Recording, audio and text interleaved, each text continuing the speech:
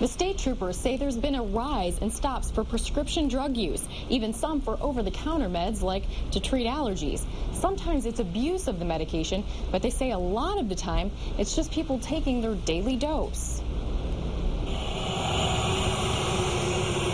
Causing themselves crashes, and they're also being charged with driving under the influence of a narcotic or alcohol into it, driving impaired. Sergeant Robert Ashenfelter says they've been pulling over drivers of all ages, anywhere from 16 to 80. And if you're caught driving under the influence of your meds, you face misdemeanor charges, even a felony charge if anyone gets hurt. And he says the worst part of this trend is the danger it's posing.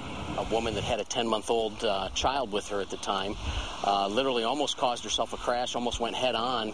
She was called off by passerbyers driving down the interstate, weaving all over the road. At that point, when the troopers then intercepted her, she went completely left of center, just about took a car head-on, and then realized we were back behind, pulled over, and said, she was just on this medication that her doctor prescribed to her yesterday. A routine dose of prescribed medication almost cost herself, someone else, and possibly her child's life. Trouble is, warnings are not always on the bottle. Oftentimes you'll see those in the patient inserts, but a lot of times those are 3 to 4 pages of a lot of scary side effects, and patients sort of pick and skim through that, and they don't always pick up on some of the more important. That's why we think it's the most important that before you take your medications, you have a conversation with your pharmacist who can highlight some of the more important things to worry about.